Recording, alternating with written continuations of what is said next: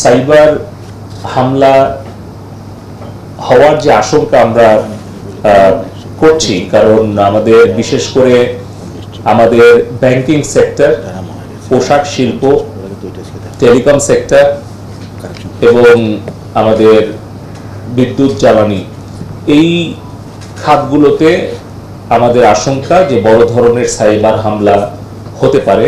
তার জন্য আমাদের ব্যক্তি পর্যায়ের সচেতনতা জরুরি, প্রতিষ্ঠান পর্যায়ে কিছু সিকিউরিটি প্রোটোকল মেনে চলা দরকার এবং আমাদের সরকারি পর্যায়ে, রাষ্ট্রীয় পর্যায়ে আমাদের সিকিউরিটি গাইডলাইনগুলো আমাদের কঠোরভাবে অনুসরণ করা দরকার। সে কারণেই আমরা আমাদের যে ঘোষিত 35টি আমাদের ক্রিটিক্যাল ইনফরমেশন ইনফ্রাস্ট্রাকচার আছে সেগুলোকে আমরা আইডেন্টিফাই করেছি। দুঃখজনক হলেও সত্য যে আমরা আমাদের পর্যালোচনায় দেখলাম 35টা প্রতিষ্ঠানের মধ্যে 8টা প্রতিষ্ঠান খুব ভালোভাবে এই 3টা গাইডলাইন মেনে চলছে বা তাদের প্রস্তুতি আশাব্যঞ্জক, কিন্তু বাকিগুলো আমি কারো নাম বলবো না বা বলা উচিত হবে না তাদের নিরাপত্তার জন্য, কিন্তু বাকিগুলো কিন্তু এখনো তারা প্রস্তুত হতে পারেনি।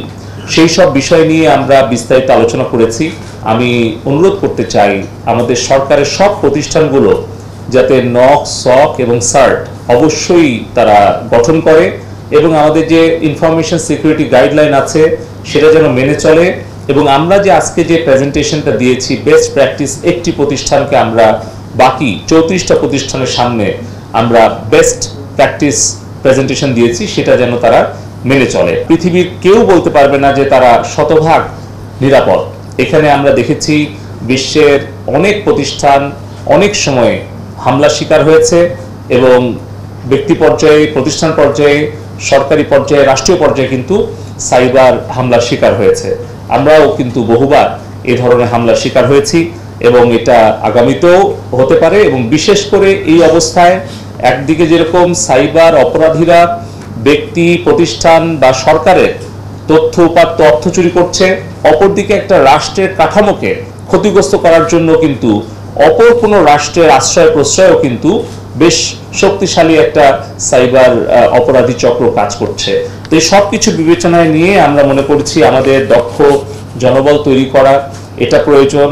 আমাদের লাইসেন্সবিহীন পাইরেটেড সফটওয়্যার অ্যাপ্লিকেশন এগুলো যাতে কেউ ব্যবহার না করে, সেটা সরকার হোক, প্রতিষ্ঠান হোক, ব্যক্তি হোক, এবং সর্বোচ্চ আমাদের সতর্কতা অবলম্বন করে।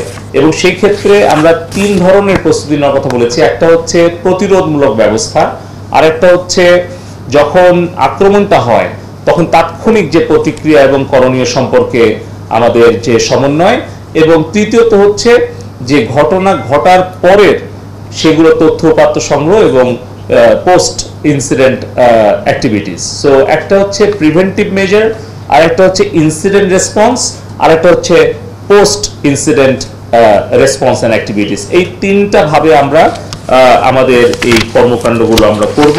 পাশাপাশি আমরা সবাইকে অনুরোধ করছি যে সাইবার হামলা প্রতিরোধের জন্য অবশ্যই যেন আমরা ওয়েবসাইট এবং সিস্টেমের নিরাপত্তা নিশ্চিতের জন্য কিছু প্রয়োজনীয় পদক্ষেপ নেই।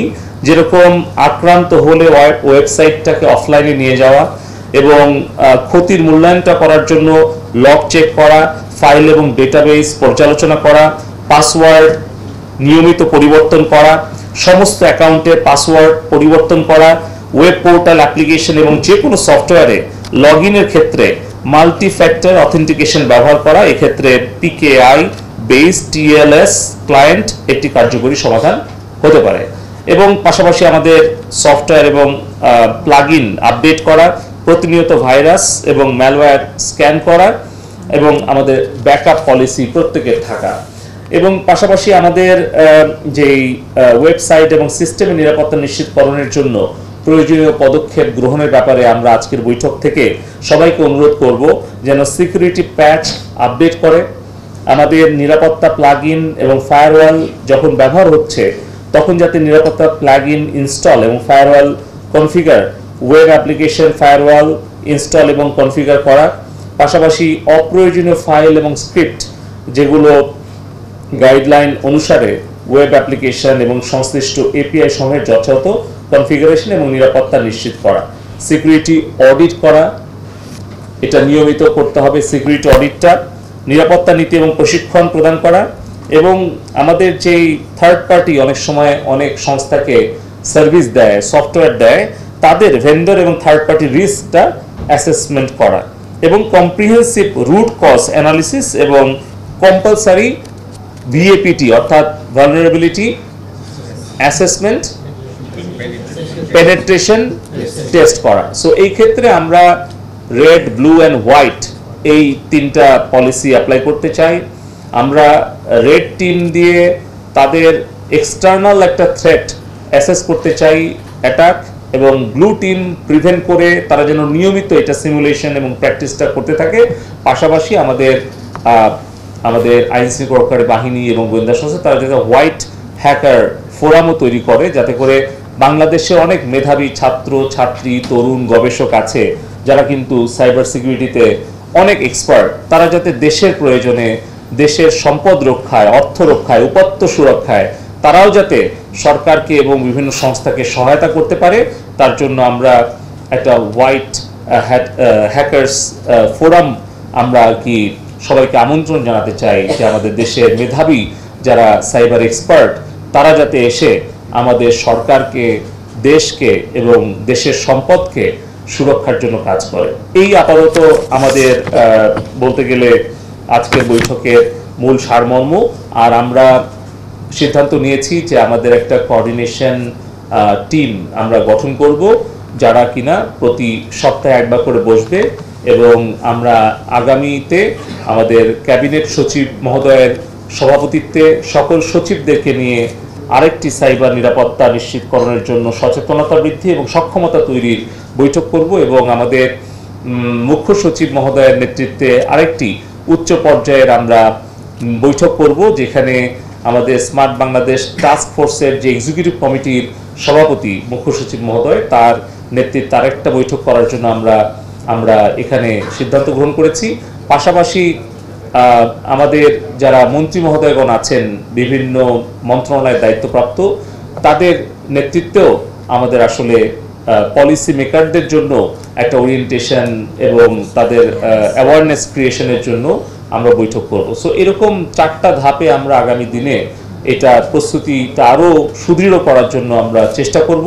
এবং পাশাপাশি আরেকটা সিদ্ধান্ত হয়েছে যে একটা national cyber security assessment committee করা, যাতে করে বিভিন্ন মন্ত্রণালয় সংস্থা তারা যখন কোনো একটা সফটওয়্যার ক্রয় করতে যায় কিংবা কোনো একটা সক তৈরি করতে যায়, সেই সময় যাতে তাদের সেই বাজেটটা প্রণয়নের সময় কিংবা যখন তারা ওই প্রজেক্টটা যখন আর কি পরিকল্পনা করছেন, সেই সময় যাতে স্বল্প খরচে নিরাপদ সমাধানগুলো তারা করতে পারে, তার জন্য একটা কমিটি থাকা, যারা কিনা এই 35টা সিআই এর যে কোনো সিদ্ধান্ত বা যে কোনো প্রক্রুটমেন্টে তারা যাতে মতামতটা দিতে পারে, এবং তাদের পরামর্শ এবং অনুমতি ক্রমে যাতে আমরা নিরাপদ একটা সাইবার জগৎ তৈরি করতে পারি।